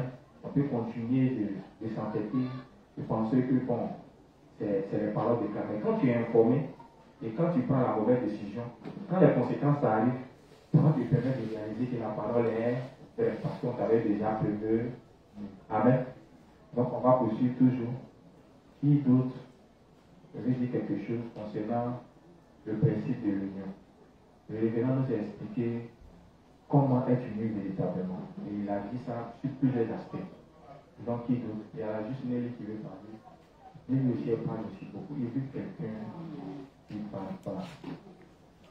Parce que je veux m'assurer que ceux qui ne parlent pas. Le fils était là hier en rouge là. Non, il s'est jeté. J'ai compris. Mais tu vais essayer. Hier tu étais là, non? Tu étais là. Tu veux essayer, non? Mickey. Ça va trop suivi. Ok, c'est pas grave. Ok. Bonsoir les juges. Ok, mais tu n'es pas là, mais. Non, mais j'étais là le lundi avec le ok, mais c'est quel point lequel tu veux faire le résumé? Concernant l'union? Non, le premier point. Ok, c'est pas grave. Tu peux le faire. On a vu au premier point, c'est ce qu'est une. C'est ce qu'est une amitié. C'est pas faire véritablement l'église de voilà, Dieu. monsieur le père. Ok. Donc, j'ai retenu que il y a deux types d'églises. Okay. Il y a la synagogue de Satan et il y a l'église de Dieu. Okay. Dans la synagogue de Satan, là-bas du pied, de la tête jusqu'au pied, tout le monde est pécheur. C'est-à-dire du pasteur jusqu'au laïc. Oui. Et dans l'église de Dieu, du pasteur jusqu'au laïc, tout le monde est saint. Okay. Et cela m'est suivi dans Acte 47. Okay. Là-bas, c'est dit, louons Dieu et trouvons grâce auprès du peuple. Le Seigneur ajoutait chaque jour à l'église ceux qui étaient sauvés. Donc, ça montre que l'église, c'est le rassemblement des sauvés. Et dans aussi mes recherches, il y a aussi Éphésiens 5, verset 25. Là-bas, c'est dit que Jésus-Christ a purifié l'église par son baptême. Et en 1 Corinthiens 3 aussi, on dit que vous êtes le temple de Dieu. Et le temple de Dieu est saint, et c'est ce que vous êtes. Autrement dit, une église, c'est le rassemblement des saints. On a dit qu'on peut avoir une assemblée de saints, mais ce n'est pas forcément une église des saints. Mais si on a une église où il y a des saints qui ne sont pas obéissants aux principes, ce n'est pas une église. Qu'une église de Dieu doit avoir des saints qui se soumettent moins aux principes et à la volonté de Dieu. Okay. On a aussi dit qu'un serviteur approuvé par Dieu, c'est celui-là qui sait distinguer, qui est en mesure de distinguer un bouc d'une brebis, c'est-à-dire un pécheur d'un juste. Okay. On a aussi dit qu'un leader, il doit avoir une connaissance spirituelle.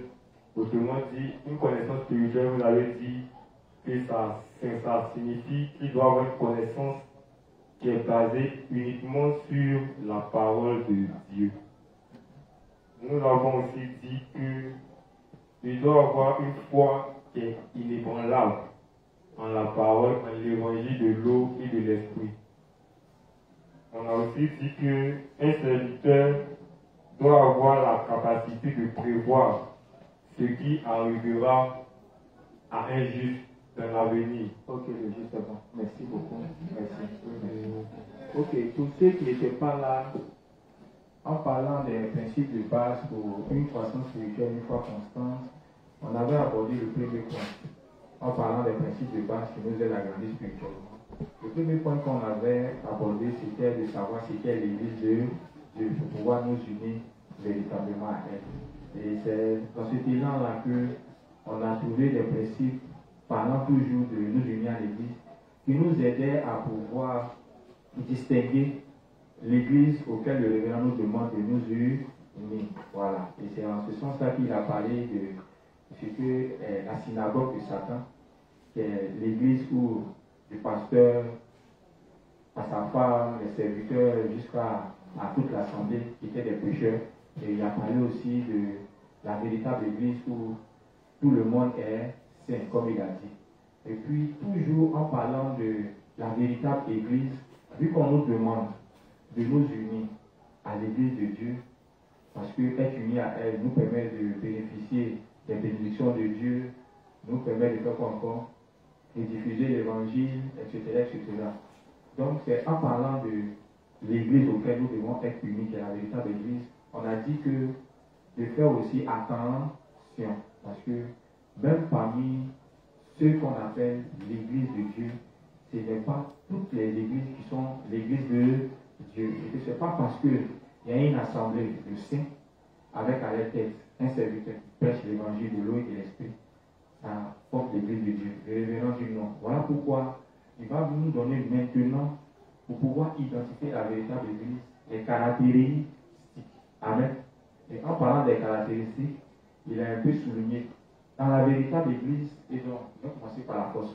Dans la force Église, il y a des saints, il y a une personne qui prêche l'évangile, qu'on peut appeler un pasteur ou bien un serviteur, mais pour nous montrer que ça ne font pas l'Église, il dit que ces personnes-là font quoi? Ils font ce qu'ils veulent. En parlant de ce qu'ils veulent, ça veut dire qu'ils ne suivent pas la parole de Dieu. Ils dirigent leur assemblée, ils mènent l'œuvre de Dieu en fonction de leur propre dessein. Voilà. De leur propre volonté. Ils gèrent en fonction de leurs parents. Ils ne tiennent pas compte des instructions qui nous sont données par la parole de Dieu. Ce qui veut dire quoi? Ils ne sont pas soumis à la parole. Voilà. Ils dirigent l'assemblée, ils vivent leur vie de foi comme ils le veulent. Amen. Le révérend dit, si tu rencontres une telle église, qui font ce qu'ils veulent depuis le serviteur jusqu'à toute l'assemblée, ça ne forme pas l'église de Dieu. Il dit, même s'ils sont nés de nouveau, même s'ils prêchent l'eau et le sang, ça ne signifie pas que c'est l'église de Dieu. En ce sens, on était tous étonnés, mais il y a un prédicateur, il y a les saints. Comment on peut dire que ça ne forme pas l'église de Dieu? C'est bizarre, ou bien elle est juste. Voilà. Donc, à quelles conditions maintenant il y a église? C'est là maintenant qu'il va nous donner les caractéristiques. Amen. Il dit qu'il faudrait que non seulement il y ait une assemblée de saints, mais le pasteur doit être saint. Sa femme doit être quoi? Elle doit être sainte.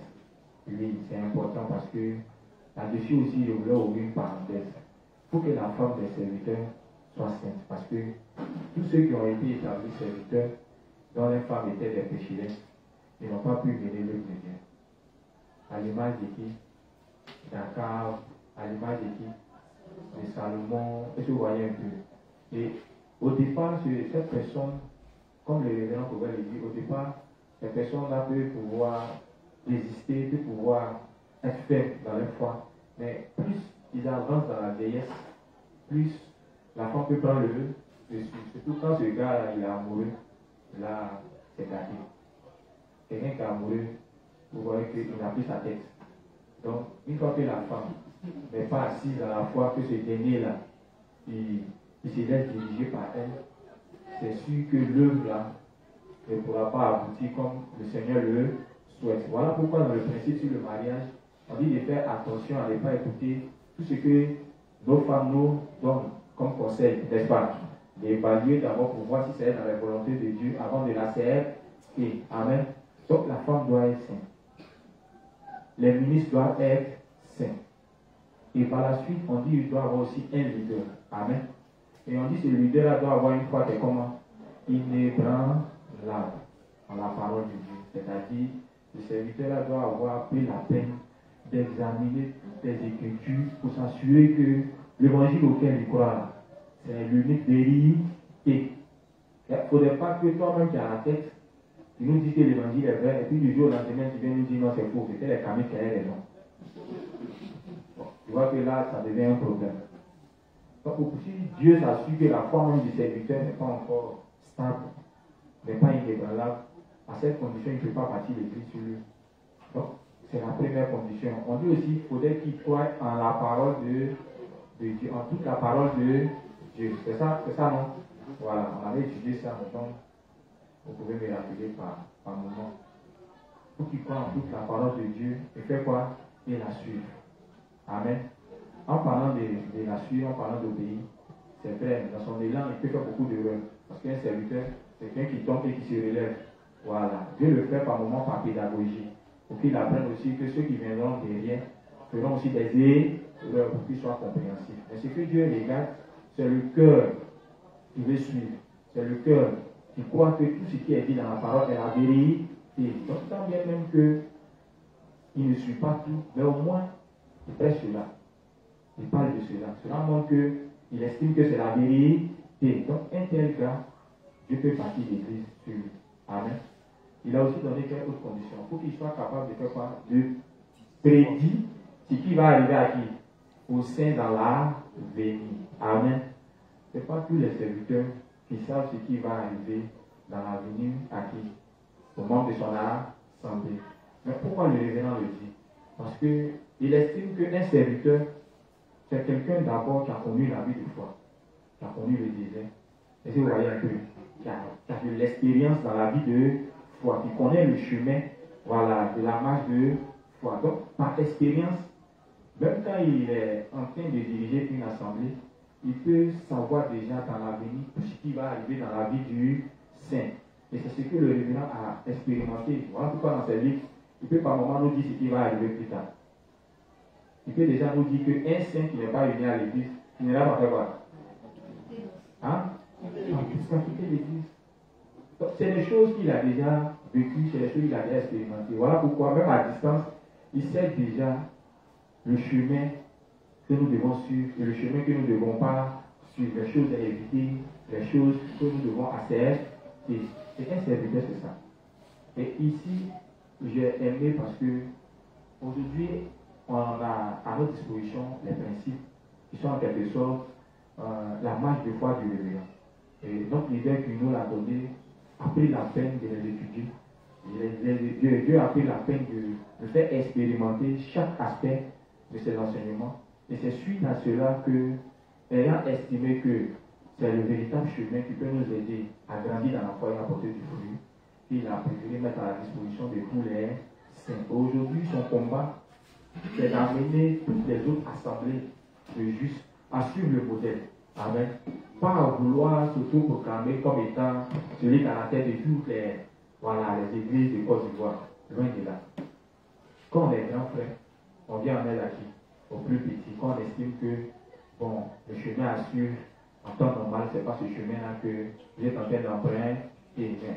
Malheureusement, quand on est animé de certaines ambitions personnelles, ce qui fait que par moment, on peut hésiter, ou bien aussi, on peut mal comprendre la vision de ce dernier. Voilà. Sinon, en réalité, c'est ça. C'est la vie de foi du révérend. Et le pasteur, après expérience, après d'avoir été formé au travers de ses paroles, Dieu a permis que ça soit mis à la disposition de tous les saints. Ce qui est intéressant, c'est que j'ai appris comme ça dans l'église que même le révérend a reçu le cahier de principes. Et il a validé. Donc si le vieux père lui-même, notre père tous, dans la foi, a accepté, bon, on est qui pour nous opposer? Ça veut dire qu'il estime que c'est vrai. Bon, les gens disent qu'on ne prêche pas l'évangile de l'eau et de l'esprit, que c'est les principes sont faits. Pourquoi des gens peuvent dire ça? Vous ne prêchez pas l'évangile de l'eau et de l'esprit. Si on ne prêche pas l'évangile de l'eau et de l'esprit, comment les gens viennent dans la justice? Les gens viennent dans la justice comment? Vous êtes venus comment les justes? Ou bien c'est tel film mariage que vous envoyez ici. C'est bizarre. C'est l'eau et le sang. Amen. Mais comme on le dit, ce n'est pas le seul thème qui est traité. Par moment, il y a eu l'inspecteur chef qui est venu ici, qui a parlé de ça. Et il n'y a pas que les soirs où il y a nos réunions que nous faisons dans les différentes zones, et c'est en fonction du niveau de foi que nous enseignons les choses. Quand on estime qu'un certain groupe est encore petit dans la foi, on a des formations qu'on fait à part en revenant sur les bases éléments, et ça c'est après leur naissance. Amen. Voilà. Mais il y a tellement de thèmes à traiter. Et le allô.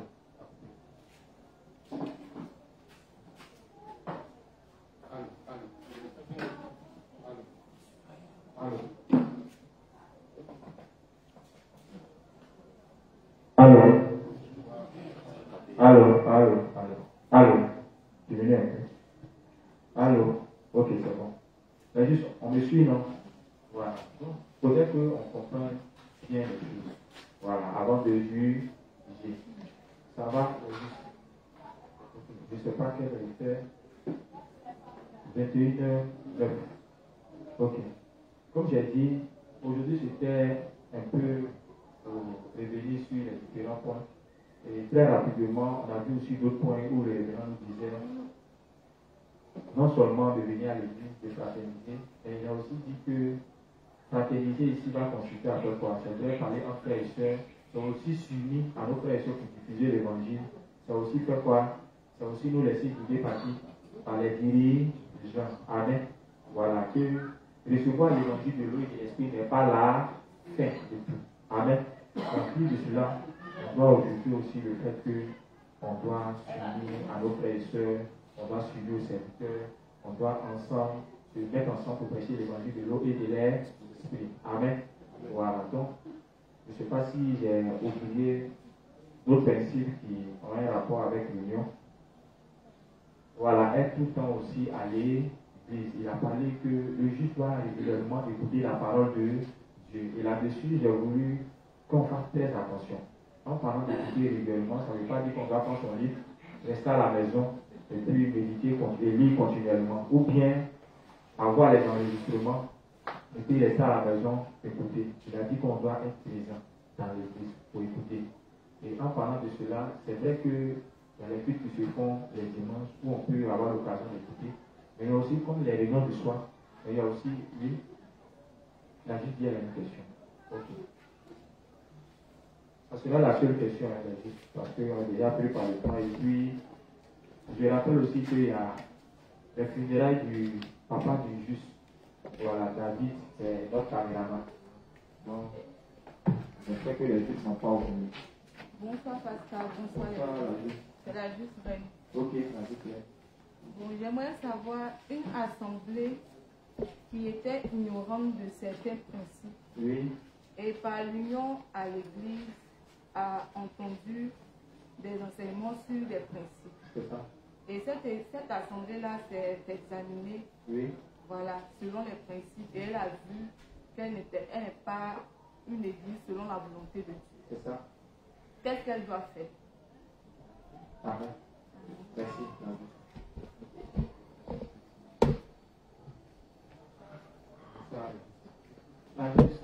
C'est déjà pour la question de la bienvenue. En fait, comme tu l'as dit, ils se sont examinés, mais ils ont réalisé que, effectivement, ils ne suivent pas la volonté de Dieu pour être une église approuvée. Tout ce qu'on demande, et désormais, c'est de changer de voie. Suivre désormais, voilà, ce qu'ils estiment être vrai, n'est-ce pas? S'ils estiment que c'est le principe qui a manqué pour être approuvé par Dieu comme étant une véritable église, ce qu'ils doivent faire, c'est quoi? C'est désormais utiliser les principes et puis suivre les instructions ou bien enseigner tout ce qui est mais amen. Voilà, c'est tout. Il n'y a rien tout à fait. Et pour ce faire aussi, on a besoin d'apprendre parce que tu peux avoir le manuel, mais ne pas comprendre. C'est ça qu'on se comprend.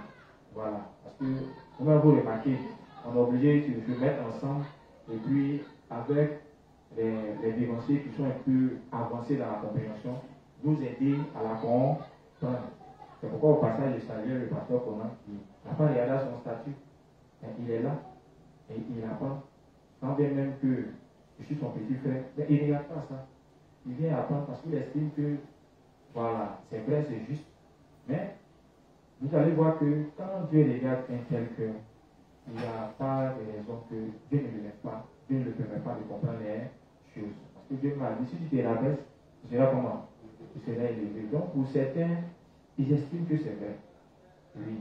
Mais comme tu l'as dit, utilisez maintenant le renoncement à soi en acceptant de venir apprendre auprès des plus jeunes qui ont de l'expérience que lui, devient un problème pour eux.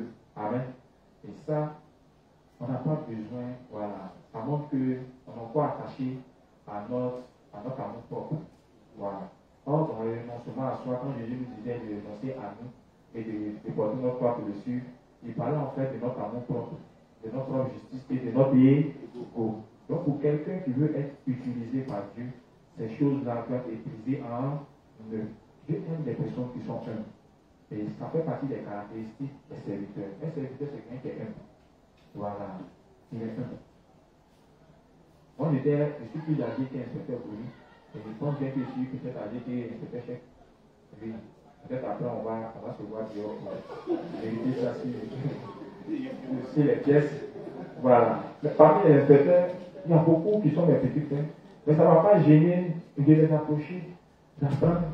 Même quand je suis peut-être quelque part, quand ils sont là, je me lève et puis je demande à l'inspecteur parce que pour moi, ce n'est pas la personne physique, mais la personne spirituelle qu'ils sont. Amen. Et ça m'a permis de vite grandir dans la foi. Oui, ça m'a permis de grandir. Bon, pas que je suis en train de me vanter, mais maintenant si je suis là au moins pour vous enseigner, ça signifie que j'ai grandi. Sinon, je n'aurais pas avoir cette capacité de le faire. Amen. Voilà. Donc, c'est ce cœur-là que Dieu recherche. Et ça fatigue beaucoup les dirigeants. Voilà. Ça fatigue beaucoup. Encore un dirigeant ne doit pas penser à lui seul, mais plutôt à ceux qui dirigent.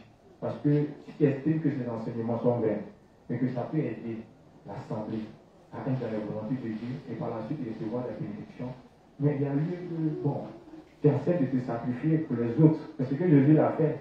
Et il veut qu'on imite cela. Amen. Donc, c'est un peu ça, la vie. Ça va? Ok. Donc, les justes, on va s'arrêter là aujourd'hui. Comme j'ai dit, la semaine prochaine. Et déjà, la semaine prochaine, c'est la fin des chances. Et comme le principe l'a dit, les décisions qui sont prises par l'Église et par nos dirigeants, on va accepter et les suivre. Ce qui revient à dire que même pour la semaine des chances, vu que c'est la décision de l'Église que ces chances-là, à tout de rôle, passent pour nous édifier, il a lieu aussi pour nous d'être là, de les encourager et d'ensemble communier autour des beaux cantiques. Amen. Voilà. Donc, n'oublions pas d'être présents. Je vais rappeler à la fin, par rapport au funérailles du papa du juste David. Voilà.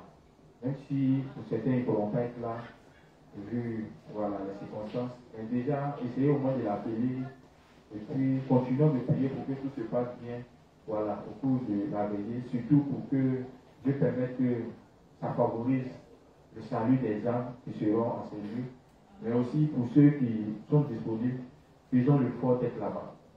Voilà. Faisons le fort d'être là-bas. Ça fortifie la foi des frères qui passent par ces moments difficiles. Amen. Donc, sur ce, je vais demander au responsable de moi de terminer avec la prière. La foi des justes, donc nous allons fermer les yeux et prier pour la foi. Seigneur, nous te remercions pour ce moment que tu as permis. Merci parce que par ta grâce, nous avons tous compris tout ce que ton prédicateur de soi peut nous expliquer.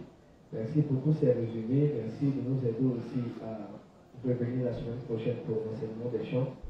Merci de nous accompagner pour certains à la maison et pour d'autres à la veillée du père de notre frère qui est décédé. Merci de permettre que tout se passe bien, que nous le soutenons encore une fois par nos prières, mais aussi par notre présence. Au nom de Jésus-Christ. Amen.